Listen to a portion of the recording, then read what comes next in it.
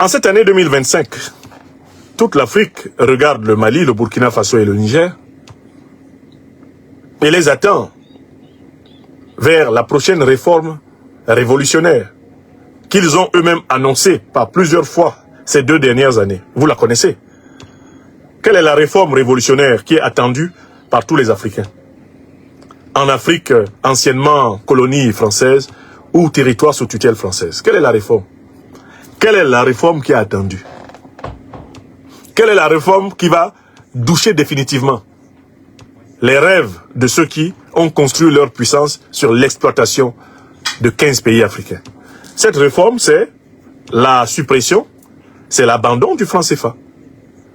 Le sommet entre les États du Sahel et la Russie, qui est tenu le 3 et le 4 avril 2025 à Moscou, marque une étape significative dans le renforcement des relations entre la Fédération de Russie et l'Alliance des États du Sahel, AES, composée du Mali, du Niger et du Burkina Faso.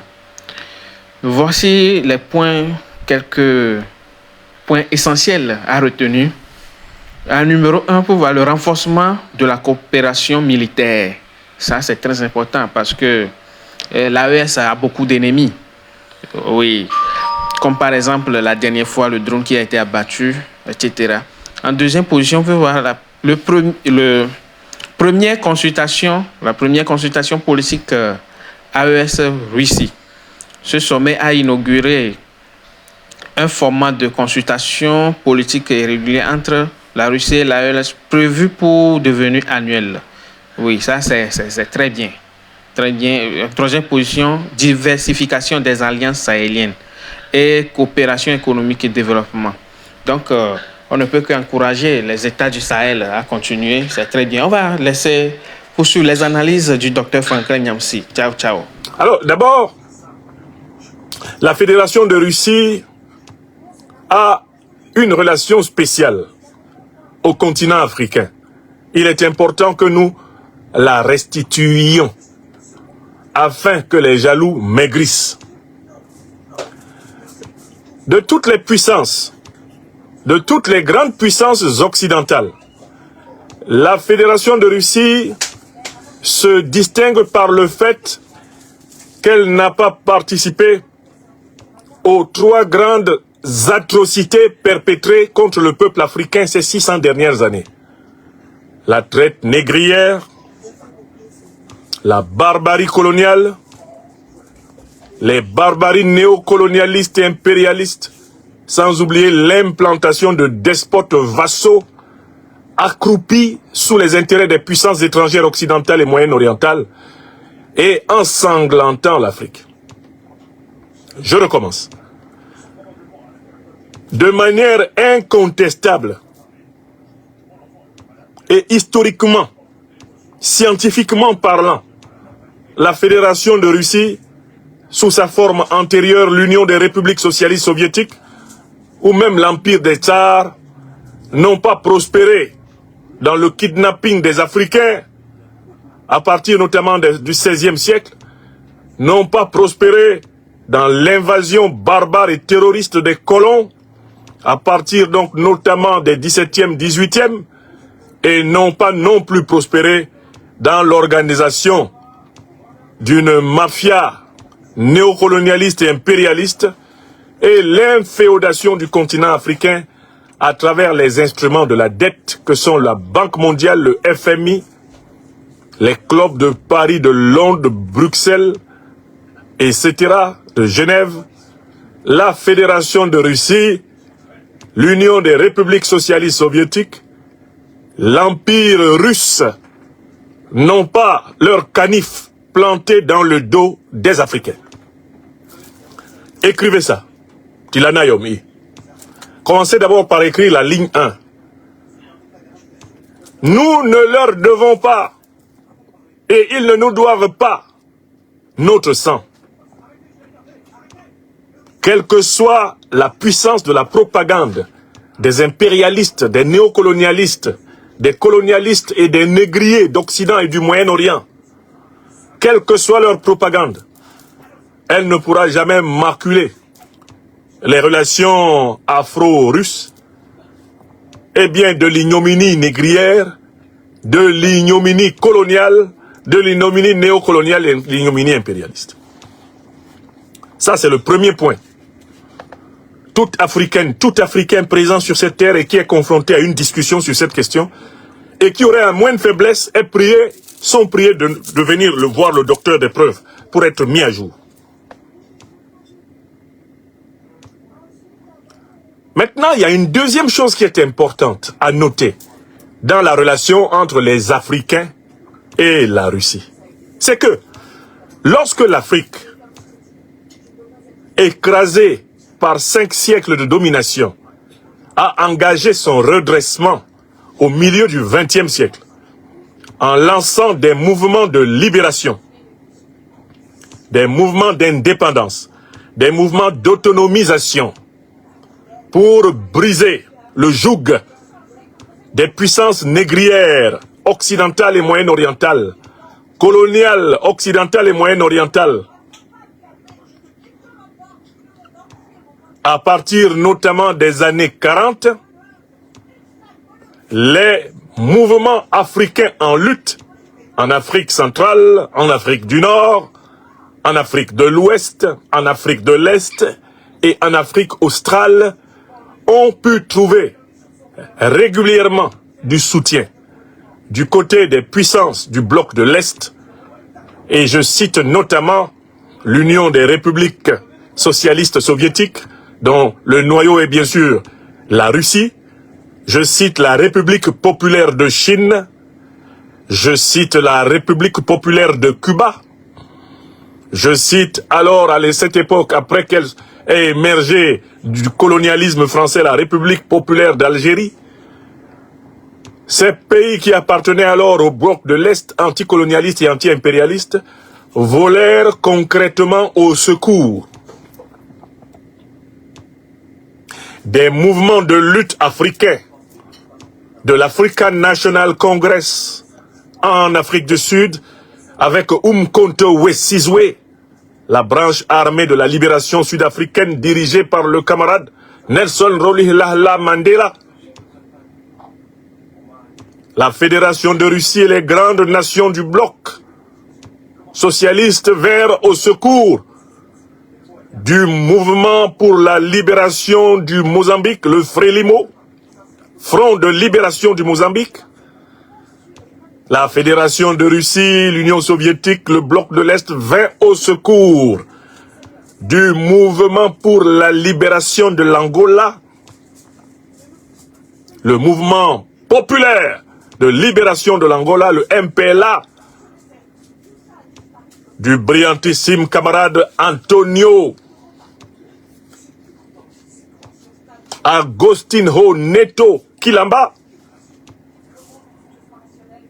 Oui, l'Union des républiques socialistes soviétiques, la Russie, la République populaire de Chine, Cuba, vinrent au secours du PAIGC dirigé par le brillantissime Amilcar Cabral, le libérateur du Cabo Verde et de la Guinée-Bissau.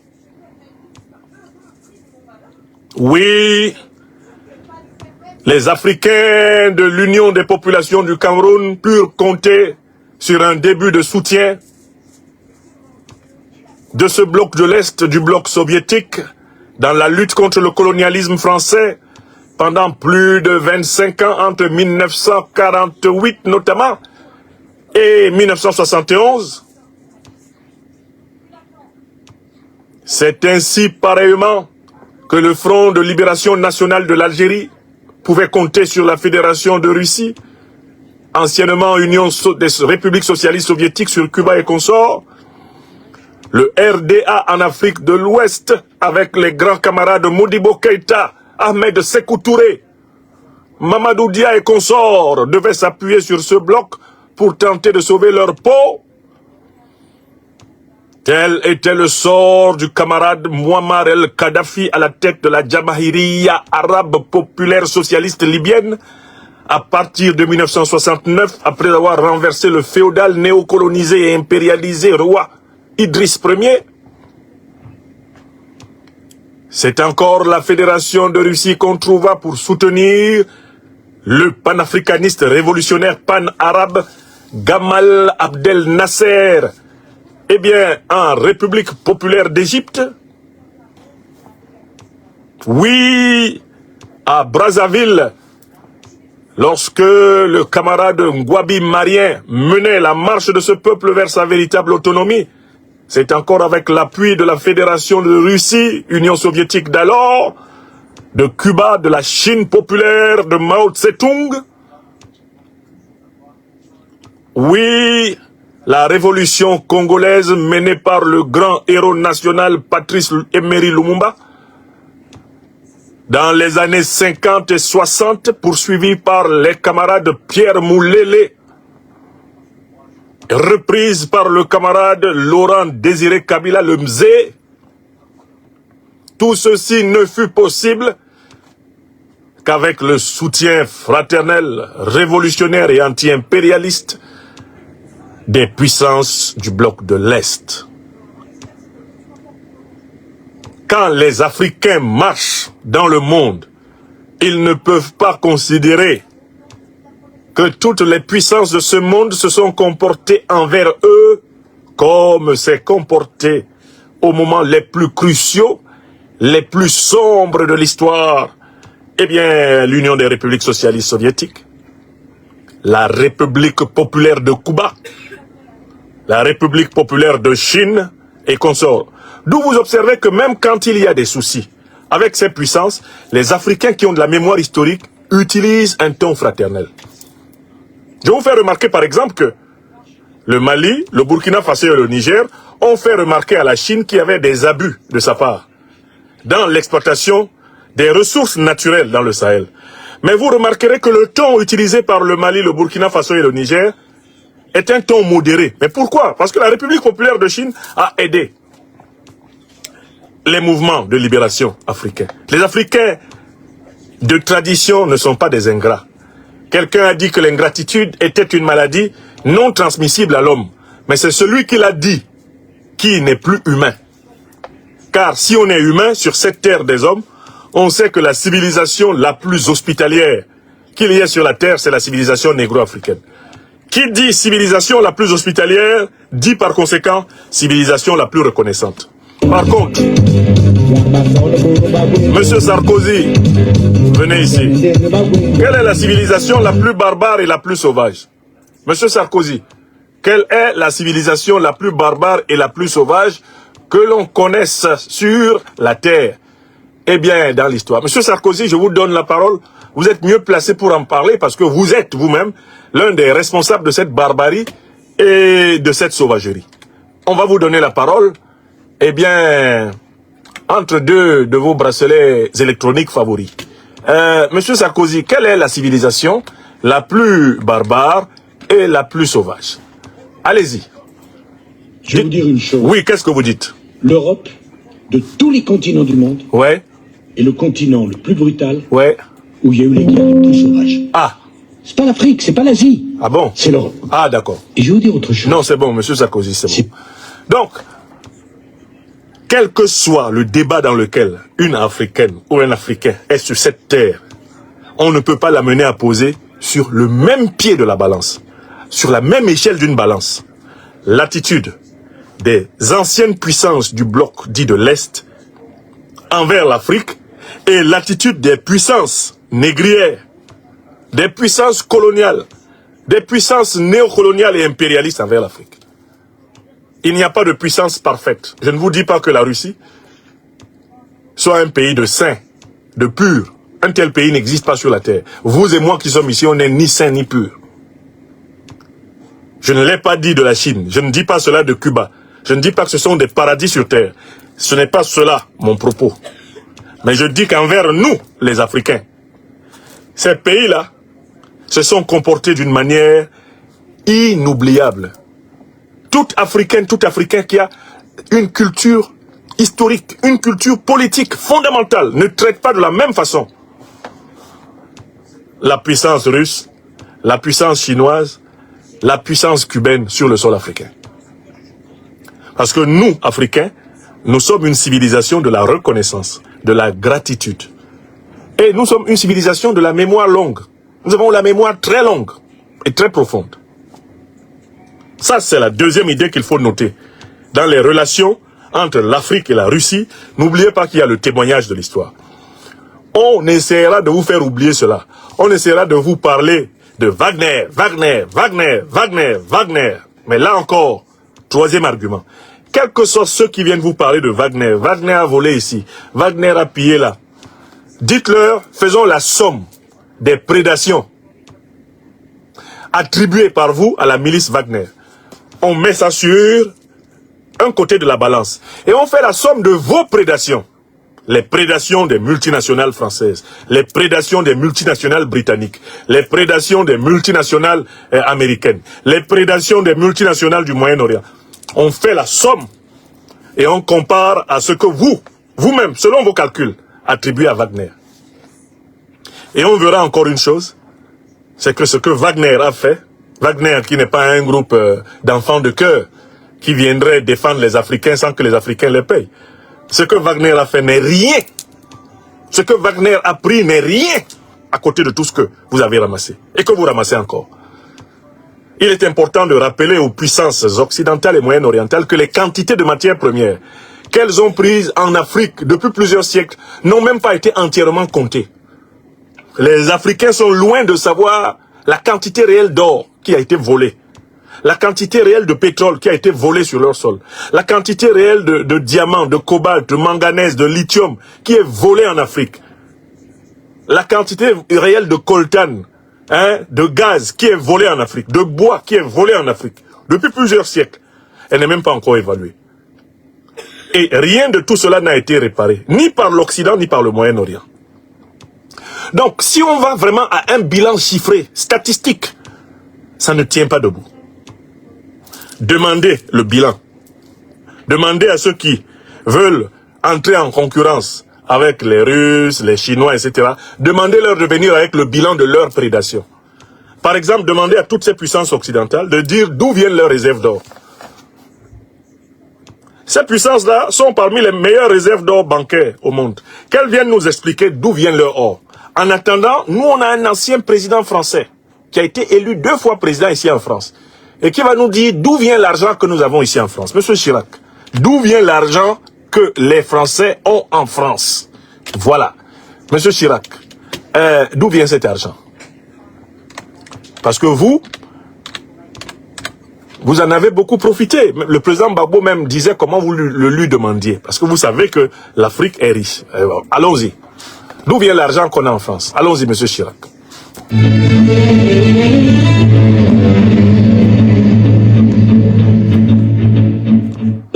Seulement une chose, c'est qu'une grande partie de l'argent qui est dans notre porte-monnaie vient précisément de l'exploitation depuis des siècles de l'Afrique. Pas uniquement, mais beaucoup viennent de l'exploitation de l'Afrique. Alors, il faut avoir un petit peu de bon sens, je ne dis pas de générosité, de bon sens, de justice, pour rendre aux Africains, je dirais, ce qu'on leur a pris, d'autant que c'est nécessaire si on veut éviter les pires convulsions, difficultés, avec les conséquences politiques que ça comporte dans le prochain avenir. Ça, c'est le troisième point, ce que j'appelle l'argument statistique. Venez avec les quantités que vous avez prises. Venez qu'on calcule ce que vous avez pris, et puis on va comparer ça à Wagner. Si vous n'êtes pas prêt à faire cette comparaison circulée, ne vous mêlez pas de nos affaires en Afrique. On gère nos affaires comme nous voulons. Si nous perdons, c'est nous qui perdons. C'est pas vous. Hein? Si nous perdons, c'est nous qui perdons. Ce n'est pas vous. C'est pas votre problème. Quelqu'un gère ses affaires, il ne t'a pas appelé, il ne t'a rien demandé. Tu viens lui dire, oh, fais attention. Hein, celui-là, tu vas faire des affaires avec lui, tu vas avoir des problèmes. Ne fais pas des affaires avec lui. Qui t'a sonné? Ce sont tes affaires? Si lui, il perd dans ses affaires, est-ce qu'il va venir te demander quelque chose? On passe au quatrième argument qui est très important dans ces relations. Les relations internationales entre l'Afrique et la Fédération de Russie. Quatrième idée. Les Africains doivent maîtriser ces idées que je vous donne. 1. L'argument de la mémoire historique. Négrière, coloniale, néocoloniale. On ne leur reproche pas ça. 2. l'argument de l'assistance dans la lutte anticolonialiste, anti-impérialiste. Ce sont des frères d'armes des Africains pour les libérer. 3. L'argument de la cupidité mesurée de ces gens-là par rapport aux puissances occidentales et à leurs multinationales, puissances moyen-orientales, qui ont été elles-mêmes aussi des puissances négrières, coloniales, très criminelles en Afrique, comme elles le continuent. Je rappelle que par exemple, le Qatar a participé au saccage de la Libye et à l'assassinat de Kadhafi. L'armée de Qatar, le Qatar que vous voyez là, il est l'un des responsables du désordre au Sahel. Bon. 4e argument. 4e argument. On va s'intéresser maintenant à l'attitude envers l'Afrique dans les relations internationales. L'attitude diplomatique envers l'Afrique. Mais écoutez, chaque fois que l'Afrique ou un pays africain a échappé au couperet, à la guillotine d'une grande puissance impérialiste, d'une grande puissance néocolonialiste, au Conseil permanent de sécurité des Nations Unies, quelles sont les puissances qui ont utilisé leur droit de veto pour protéger un pays africain? Je vous laisse écrire les noms vous-même. J'appelle le 4e argument l'argument diplomatique. L'Afrique a pu compter à des moments décisifs de son histoire diplomatique sur la Fédération de Russie et la République populaire de Chine. C'est vrai ou c'est faux? Est-ce que vous savez que si la Russie et la Chine n'avaient pas leur droit de veto aux Nations Unies, une résolution permettant d'attaquer le Niger, le Mali, le Burkina, cette résolution aurait été votée à l'ONU depuis? Une coalition simiesque, criminelle, comme celle qui a dévasté la Libye. Vous ne savez pas que les grandes puissances occidentales, là, les États-Unis, la France et la Grande-Bretagne, allaient monter cette coalition comme ils ont fait pour détruire la Libye, détruire l'Irak, etc. La moindre résolution des Nations Unies qui serait sortie en faveur de l'idée que le Mali, le Burkina Faso et le Niger constituent une menace pour l'ordre international.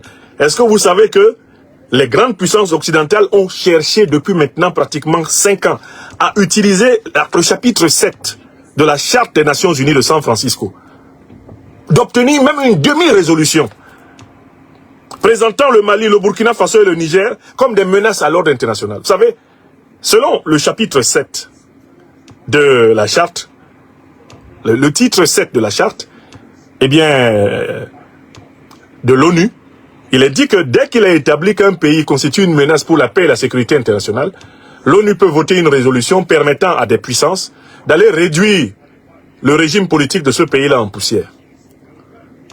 Mais qui a empêché qu'une telle résolution passe? La Russie et la Chine.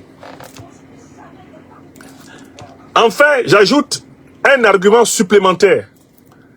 C'est l'argument de la qualité du transfert des technologies. La qualité du transfert de technologie. Quand vous comparez les transferts de compétences en matière technologique qui ont été opérés de la Russie vers l'Afrique à ceux qui ont été opérés de l'Occident vers l'Afrique, il n'y a pas photo. Quand vous regardez les transferts de technologie en matière de dotation d'armement qui ont été opérés de l'Occident vers l'Afrique, vous les comparez à ceux qui sont faits de la Russie vers l'Afrique, il n'y a pas photo. Les ingénieurs, les médecins, etc., les cadres les plus opérationnels, les agronomes africains ont été plus facilement et plus rapidement formés, préparés en Russie à venir travailler en Afrique, en Chine pareillement, qu'en Occident. Il a été plus facile aux armées africaines de s'équiper en armes grâce à la Russie, grâce à la Chine, que grâce aux puissances occidentales qui voulaient maintenir les pays africains en situation de faiblesse pour pouvoir continuer à les exploiter. Vous devez savoir tout cela. La qualité de transfert de technologie est telle que... Mais le Mali, le Burkina Faso et le Niger vont bientôt avoir leurs satellites. Alors qu'ils sont depuis plus de 60 ans avec la France comme partenaire privilégié avec 0 satellite. L'Angola a déjà au moins 2 satellites en orbite grâce à sa coopération avec la Russie, avec Roscosmos. Le Burkina Faso, comme vous voyez là, se prépare avec le Mali et le Niger à construire des centrales nucléaires pour pouvoir exploiter sur place l'uranium et sortir le pays de la dépendance énergétique. Sortir le Sahel de la dépendance énergétique. Il est important que vous sachiez ces choses-là. Et avec la Fédération de Russie ou la République populaire de Chine, les investissements de dernier cri sont réalisés en un temps record. C'est le 6e argument. Et je viens au 7e argument qui est extrêmement important. C'est que en réalité, ces pays-là n'ont pas la prétention de civiliser les Africains. La Russie, la Chine ne viennent pas en Afrique nous expliquer qui doit se marier avec qui. Ils ne viennent pas en Afrique nous imposer leur compréhension des droits humains. Ils ne viennent pas en Afrique nous imposer leurs critères de bonne gouvernance. Ils ne viennent pas en Afrique nous imposer leur croissance, leur taux de croissance comme étant le dogme fondamental de la santé économique. Ils ne viennent pas avec des normes toutes faites qu'ils viennent imposer aux Africains. Ils laissent les Africains éprouver leurs propres normes et encouragent les Africains à développer des initiatives autonomes parce qu'ils souhaiteraient une Afrique suffisamment autonome pour pouvoir avoir des relations mutuellement bénéfiques. Et c'est ça la logique du monde multipolaire. Donc le 7e argument ici, il faut que tout le monde le comprenne très bien. Ces pays-là sont vraiment, non pas dans une relation d'égal à égal, ce serait abusif, mais ils sont dans une relation dans laquelle a été acceptée l'idée que c'est l'amélioration des conditions de vie des Africains qui va en faire de bons partenaires pour la Fédération de Russie ou pour la Chine. Bon, regardez les infrastructures accomplies sur le continent africain en un temps record par la Chine. Regardez ce que la Chine a réalisé en Afrique en moins de 30 ans. En moins de 30 ans, elle a réalisé ce que l'Occident n'a pas réalisé en Afrique en 300 ans. Le différentiel d'opérationnalité et d'efficacité convainc les Africains que la coopération gagnant-gagnant avec ces puissances est bien meilleure que la coopération gagnant-perdant systématique avec l'Occident. Je vous pose une question toute simple. Est-ce que vous vous rendez compte que, par exemple, entre la France et les pays de la zone UEMOA, il y a un excédent commercial de 2 milliards d'euros. 2 milliards d'euros en faveur de la France. Dites-moi, mais si les pays de l'UEMOA sont des pays pauvres et que la France est un pays riche, comment peut-on expliquer que le pays riche réussisse à gagner 2 milliards de bénéfices au contact des pays pauvres, qui eux sont déficitaires? Non, je recommence la question. Quelqu'un te dit que tu es pauvre, mais après, quand tu le regardes, tu te rends compte qu'il est riche grâce à toi. Le problème est le suivant. Comment peux-tu être pauvre si c'est grâce à toi que l'autre est riche? C'est la question posée par l'Afrique. C'est l'objection africaine. On ne peut pas considérer l'Afrique comme pauvre alors qu'on s'enrichit à ses détriments. De deux choses l'une. Soit l'Afrique est pauvre, et dans ce cas, vous ne pouvez pas vous enrichir en exploitant l'Afrique. Soit l'Afrique est riche, et c'est pour cela que vous vous enrichissez en exploitant l'Afrique. Or, on voit bien que vous vous enrichissez en exploitant l'Afrique, donc l'Afrique est riche. Donc voilà le cadre théorique général dans lequel il faut comprendre les relations russo-africaines et comprendre les relations entre les pays de la Confédération de l'Alliance des États du Sahel et la Fédération de Russie. Je voulais commencer par ce cadre général. Maintenant, j'entre dans des aspects particuliers, des choses qu'il faut vraiment méditer et qui concernent spécialement les pays de l'AES. Alors, la coopération entre les pays de l'AES et la Fédération de Russie passe à un niveau supérieur. Si on devait utiliser le langage des mathématiques scalaires, on passe ici à une échelle supérieure. Pourquoi? Parce qu'en fait, il y a des efforts d'intégration accélérés entre le Mali, le Burkina Faso et le Niger au niveau militaire, intégration accélérée en cours au niveau économique, intégration accélérée au niveau de la communication, de l'audiovisuel, intégration accélérée au niveau du renseignement stratégique, intégration accélérée au niveau, par exemple, des transports, intégration accélérée au niveau de la mobilité des populations. Il s'ensuit que le partenaire essentiel qu'est la Russie a besoin de son côté de mener des politiques qui tiennent compte de cette convergence. C'est la première raison. C'est-à-dire que la Russie, désormais, en réalité, va entrer dans une coopération avec un État de taille comparable à elle. De taille relativement comparable à elle. Parce que quand vous additionnez le Mali, le Burkina, le Niger, ça donne un État sous-continent. Et la Russie, donc, prend maintenant toutes les dispositions pour pouvoir entrer dans une coopération d'État sous-continent à État sous-continent. C'est-à-dire que la Russie se rend compte que pour coopérer efficacement maintenant avec l'AES, elle-même, elle doit élever le niveau. Parce que l'AES, son niveau est élevé. Vous comprenez? Donc, les deux administrations se sont rencontrées pour passer à cette augmentation d'échelle. Ça, c'est le premier point. Le deuxième point est tout aussi important. Pourquoi cette rencontre quadripartite? Pourquoi cette rencontre quadripartite? Ben, la Confédération de l'Alliance des États du Sahel est en fait la grande barrière de défense de l'Afrique noire. C'est la muraille de l'Afrique noire. Vous ne pouvez pas comprendre ce que je dis si vous oubliez que le plan de l'OTAN était d'envahir l'Afrique noire à partir de la déstabilisation de l'Afrique du Nord. On a cassé la Libye. On a armé Al-Qaïda et l'État islamique pour que le Sahel soit déstabilisé. Ensuite, le golfe de Guinée. Ensuite, le bassin du Congo, le Grand Congo. Ensuite, on finit avec l'Afrique du Sud. L'objectif était de faire de tout le continent africain un continent fragile, en insécurité permanente, par conséquent obligé d'accepter le pillage continu de ses ressources, de ses matières premières. C'est ça le plan de l'OTAN. Or, ce plan a été interrompu quand l'alliance des États du Sahel est apparue. Elle a balafré le plan en deux. Cette alliance a opéré véritablement comme une takuba, une épée guerrière. Cette alliance a freiné le plan de l'OTAN qui était en fait de relier par l'insécurité l'Afrique du Nord avec l'Afrique centrale. Al-Qaïda et l'État islamique ont été envoyés en mission au Sahel pour créer un taux d'insécurité uniforme sur tout le continent africain. De telle façon que les dirigeants africains soient obligés de passer par la Banque mondiale, de passer par le FMI, de passer par l'OTAN, de passer par l'Union européenne pour le moindre des projets qu'ils doivent réaliser. C'est ce qui donne des choses ubuesques comme la situation du Sénégal qui en est à solliciter 15 millions d'euros auprès de l'Union européenne pour sécuriser soi-disant sa frontière avec le Mali.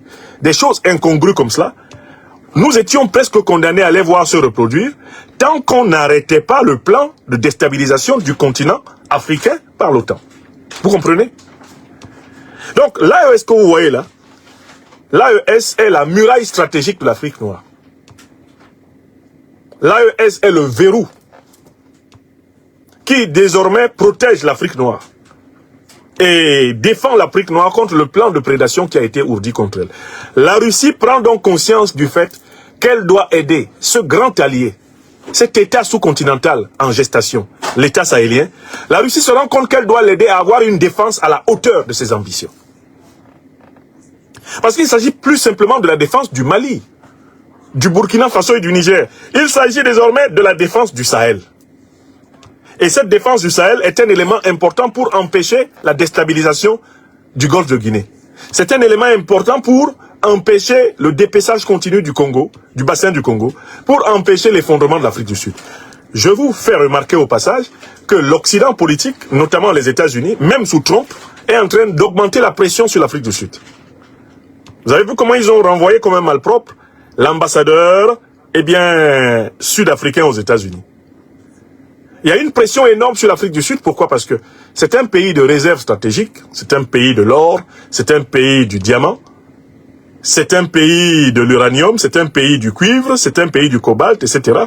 L'Occident panique parce qu'en fait, à un moment donné, il va y avoir de sérieux problèmes d'approvisionnement en matières premières.